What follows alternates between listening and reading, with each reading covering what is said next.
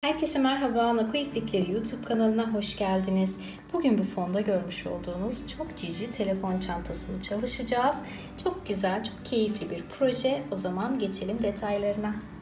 Özellikle yaz aylarında direkt yanımıza çanta almadan takıp çıkabileceğimiz, içerisine telefonumuzu yerleştirebileceğimiz çok güzel bir çanta. Şöyle bakın, çok tatlı bir çanta oldu. Rengimiz şahane, kotların üzerine de çok güzel olabilir.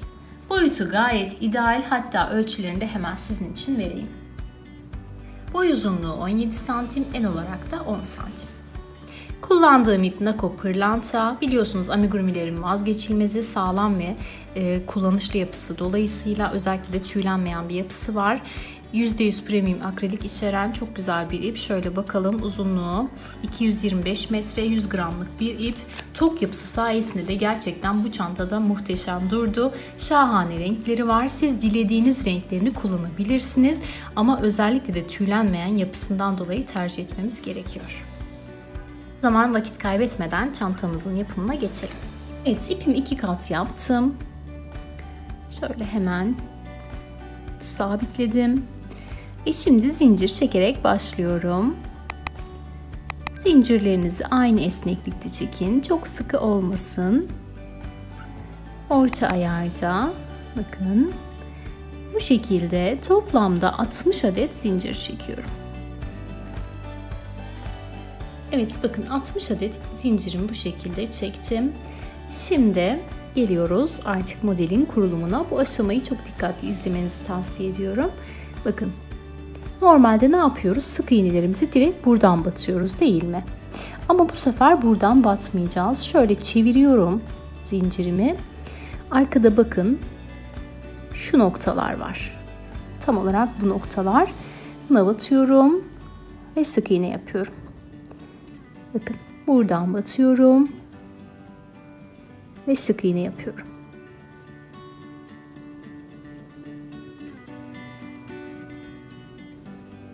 Evet, bu şekilde sıra sonuna kadar bütün zincirlerin üzerini sık iğnelerle geçiyorum.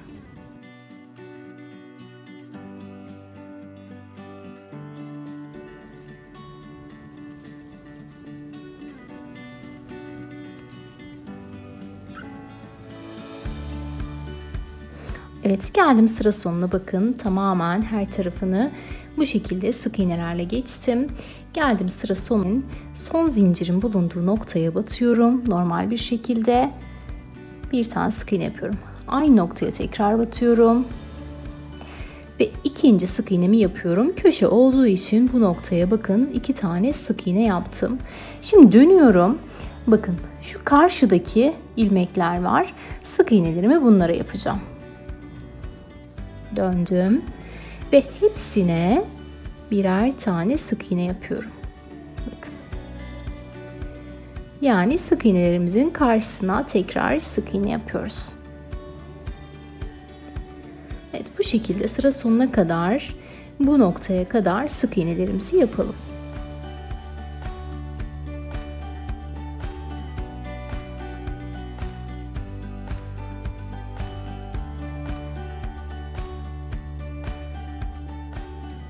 Sıra sonuna geldim. Tamamen sık iğnelerle bakın bu şekilde geçtim.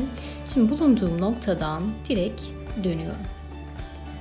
Bir zincirle yukarı çıkıyorum. Şimdi örgünün arka yüzündeyiz. Arkasını şu köşe noktaya kadar yine sık iğnelerle geçelim.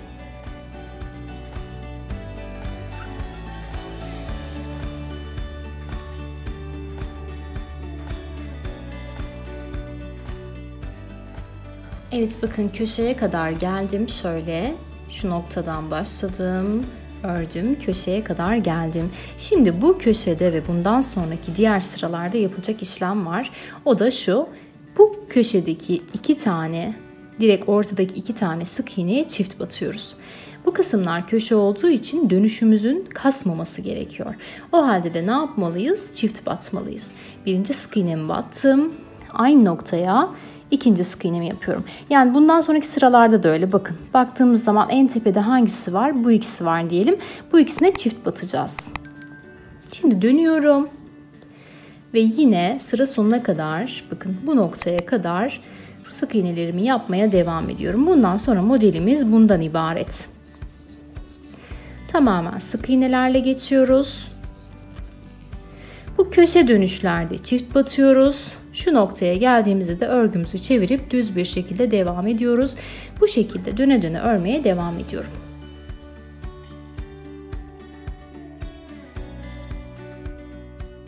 Evet, bakın döne döne ördüm. Şöyle buradan başladım, bu noktadan döndüm, köşeden döndüm ve geldim sıra sonuna. Son sık iğnemi de yapıyorum hemen. Ve tekrar örgümü çeviriyorum ve örmeye devam ediyorum. Bu şekilde döne döne öreceğiz. Bu noktaya gelip tekrar döneceğiz. Ben bir tamamlayayım. Daha sonra kaç sıra ördüğümü sizlerle paylaşacağım. Dönüşlerde her zaman bir tane zincir çekerek dönüyoruz.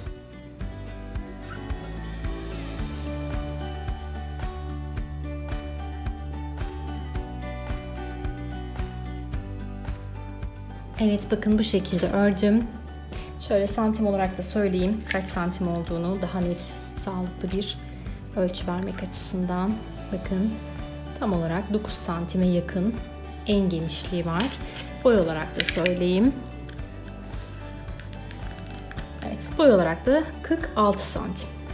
Artık ipimizi koparabiliriz. Bir tane zincir çekerek sabitliyorum ve kesiyorum.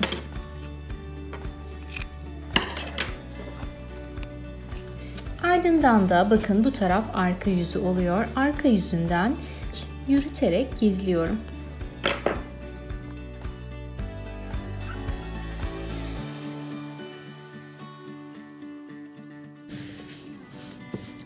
Evet, buradaki ipi de zaten sağlam, bir tane daha şöyle düğüm yapıyorum ve kesiyorum. Şimdi geldik çanta formunu vermeye. Şöyle ters tarafını çevirdim.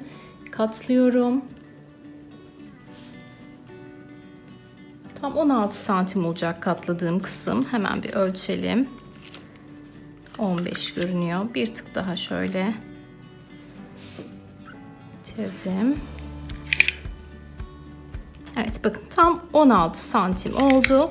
Şimdi bu kısmı dikeceğiz yanlardan renkli ipimizle. Bu kısımda böyle üste gelen kapak kısmı olacak. Evet, yanlar için ipimi şöyle sabitliyorum ve başlıyorum örerek dikmeye, birleştirmeye yani. Bu şekilde giriyorum, ilmeğimi kaydırıyorum ve başlıyorum. Şöyle bakın, 4 tane önüme ilmek çıkıyor. Bunların 4'üne birden batıyorum ve sık iğne yapıyorum. Şöyle bakın, yan çeviriyorum. 4'üne birden giriyorum ve sık iğne yapıyorum. 4'üne birden girdim ve sık iğne yaptım. Bu şekilde yanlarını örerek birleştiriyoruz. Bakın çok güzel duruyor yanlar. Şöyle.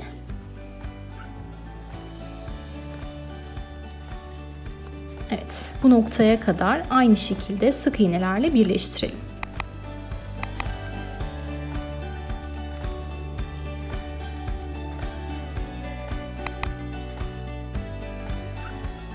Evet, bakın boydan boya bu şekilde sık iğnelerle birleştirdim. Son olarak da böyle bir sabitleme zinciri çekip kesiyorum. Daha sonra şöyle içten ipimi gizliyorum. Evet, bu tarafına yaptığımız işlemin aynısını bu tarafa da aynı şekilde yapalım.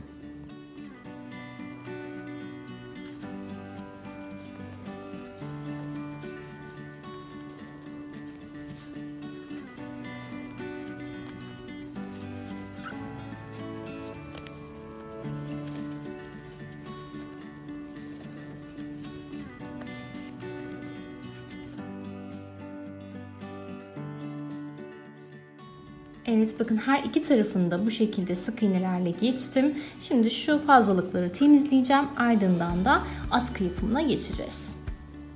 Evet, askıyla devam edeceğiz. Bunun askısını yapmıştım, hazırlamıştım. Bunun zaten bitmiş hali. Bakın ben bunu 2 katla yaptım. Bunda bir değişiklik yapıp 3 katlı askısını yapmak istiyorum. Daha tok dursun diye. Siz ikisine de bakın, hangisi hoşunuza giderse onunla yapabilirsiniz. Evet, zincir çekerek başlıyorum. Askımız tamamen zincirden oluşuyor. Şöyle bakın, sabitledim. Ve daha sonra bu şekilde zincirlerimi çekiyorum.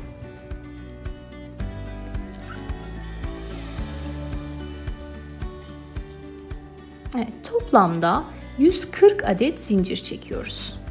Askının uzunluğunu kendi boyunuza göre de çok rahat ayarlayabilirsiniz.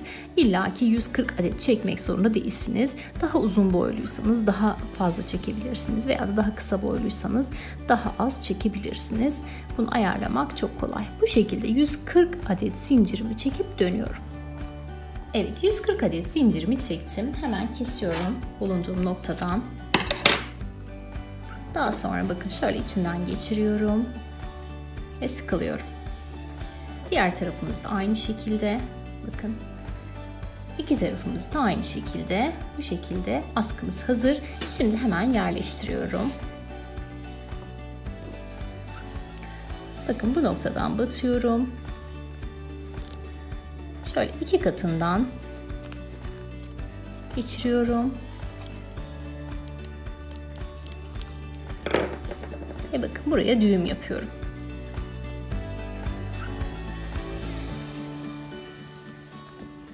Şöyle düğümle sabitliyorum.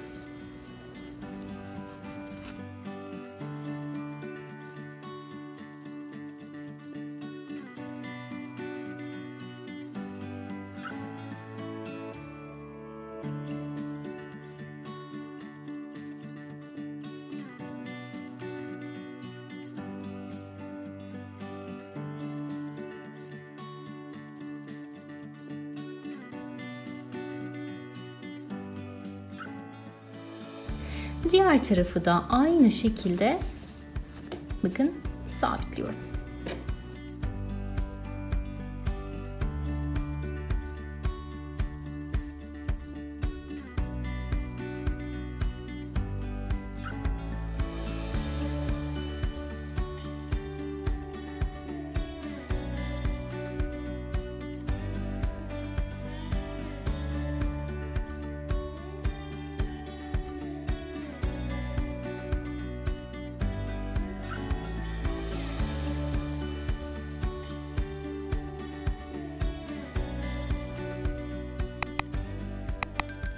Çiçeğinin yapımıyla devam ediyoruz. Sarı ipimi aldım. Şöyle bir sihirli halka yapıyorum.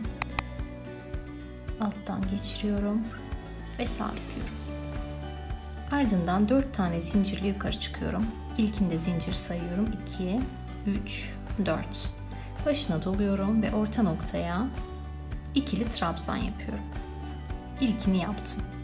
Arada bir tane zincir. İkincisini yapıyorum. Arada bir tane zincir. Üçüncüsünü yapıyorum. Bu şekilde 1, 2, 3 tane boşluğumuz oldu. Toplamda 6 boşluğumuz olacak şekilde aynı işlemi tekrarlıyorum.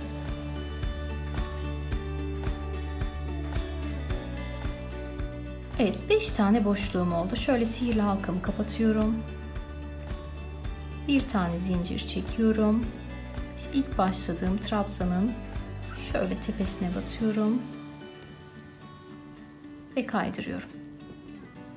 Burada küçük bir ortamızı hazırlamış olduk. Sabitliyorum.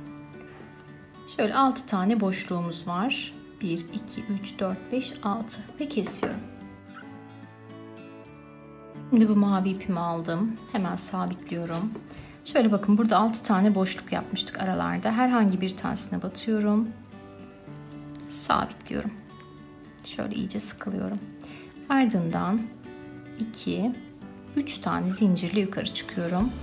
Ve buraya 1, 2, ikili trabzanlar yapmaya başlıyorum. 1, 2, toplamda 4 adet. 1, 2. Bakın, ilk yaptığımız zincirle birlikte 4 adet oldu. Hemen bir sonraki boşluğa giriyorum. Ve sık iğne ile sabitliyorum. Ardından tekrar 3 tane zincirle yukarı çıkıyorum. Başına doluyorum. Şimdi bu noktaya bu zincirle birlikte 4 tane ikili trabzan yapıyorum. 2 tane oldu. 3 ve 4. Bakın 4 tane ikili trabzanım oldu. Hemen şöyle bir sonraki boşluğa giriyorum ve sık iğne ile sabitliyorum. Bu şekilde bütün boşluklara trabzanlarla dolduruyorum. 4'er tane ikili trabzan.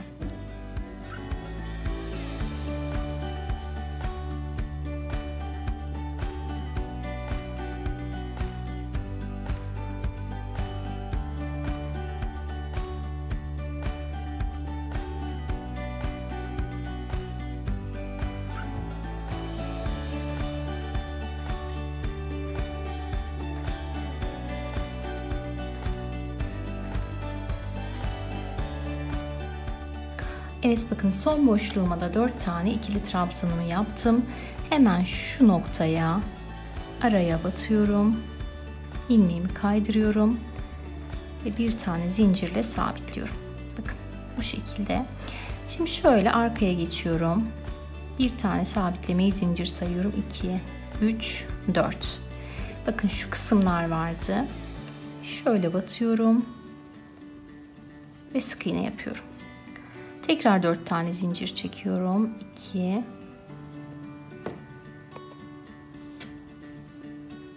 3 ve 4. Şöyle çeviriyorum. Kısma şöyle sık iğnemi yapıyorum. Bakın bu şekilde alanlar oluşturuyoruz bir üst sıra için. 1 2 3 4 tane zincirimi çekiyorum. Şöyle çeviriyorum. Bakın bu noktaya sık iğnemi yapıyorum.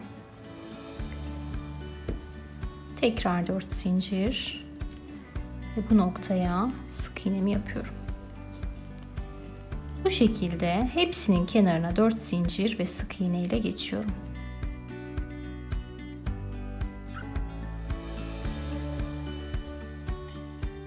Bir tane zincirimi çekiyorum. Şimdi bakın bu noktaya batıyorum. Sık iğnemi yapıyorum.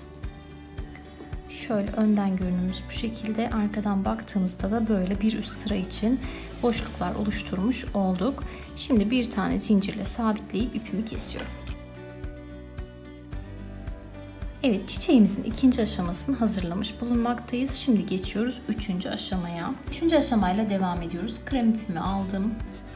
Hemen şöyle sabitliyorum. Şimdi şu arkalarda yuvalar oluşturmuştuk 4 zincirden oluşan. Bir önceki sırada bakın. Bu kısımlara yapacağız yapraklarımızı. Şöyle herhangi birine batıyorum. İlmeğimi kaydırıyorum. Ve bir zincirle sabitliyorum. Ardından 2, 3, 4 tane olacak şekilde bakın. Bu şekilde zincirimi çektim. Şimdi başına 2 kez doluyorum. Aynı noktaya batıyorum. 1, 2, 3 ve 4 defa çekerek trabzanımı yapıyorum. Tekrar yapıyorum. Bakın 2 kez doladım. Ortaya batıyorum. 1, 2, 3, 4 defa çekerek trabzanımı yapıyorum. Bu şekilde toplamda 6 tane trabzan yapıyorum.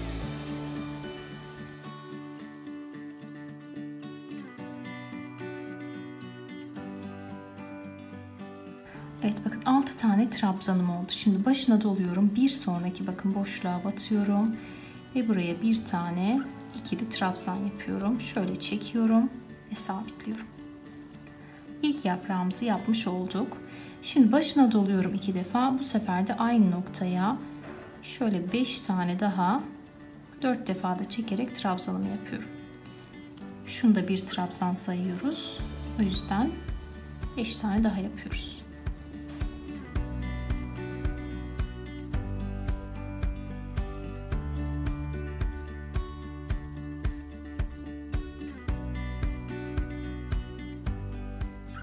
Evet, bakın 6 tane oldu. Şimdi başına bir kez dolayıp bir sonrakine geçiyorum. Ve ikili trabzan yaparak şöyle iyice kaydırıyorum ve sabitliyorum. 2 kez doluyorum. Aynı işlemi sıra sonuna kadar tekrar ediyoruz. Sıramı tamamladım. Çiçeğimi artık bitireceğim.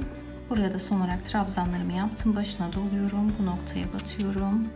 Şöyle ikili trabzanımı yapıyorum.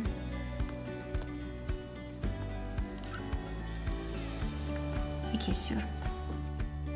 Evet, çiçeği dikmeden önce son olarak şu kısma da bir sıra sık iğne geçelim.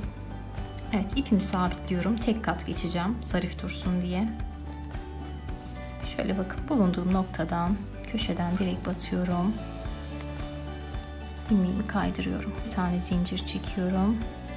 Ve bu noktalara böyle birer tane sık iğnemi yapıyorum.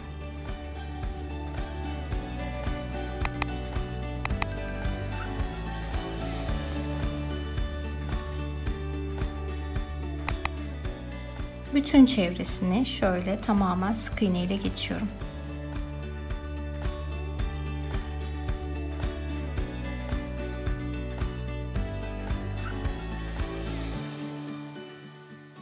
Sıra sonuna kadar böyle kenarlarını sık iğne ile geçtim. Şimdi bitişi de yine şu noktaya batıyorum. Sık iğnemi yapıyorum ve ipimi kaydırıyorum. Bunu da buraya dikerek sabitleyeceğim.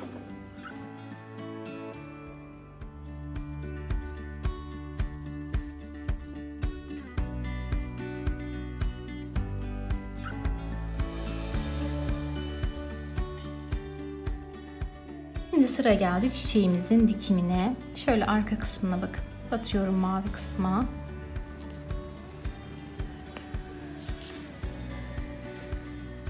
Ve şöyle denk getirip dikmeye başlıyorum.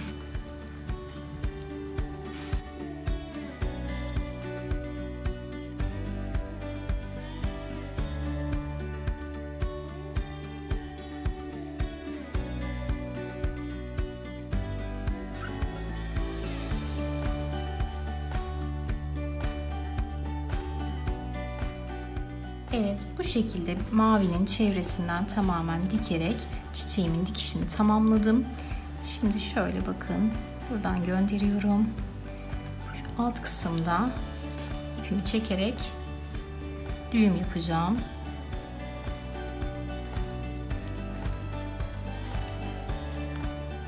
Burada hemen düğümü yapıyorum şöyle. Evet, son olarak da çiçeğimi güzel bir şekilde yerleştirdim. İçine de böyle geçici bir telefon koydum. Sadece boyutunu anlayın diye büyük boy bir telefon yerleştirdim. Ve bakın duruşu gerçekten çok güzel oldu. Şahane oldu. Şöyle askı detayını ben çok uzun yapmadım. Siz dilerseniz daha uzun da yapabilirsiniz. Bu şekilde çok kullanışlı, tatlı bir telefon çantamız olmuş oldu. Böylelikle bir projenin daha sonuna gelmiş bulunmaktayız. Yorumlarınızı ve beğenilerinizi bekliyorum. Deneyeceklere de kolaylıklar diliyorum. Başka bir projede görüşmek dileğiyle. Hoşça kalın.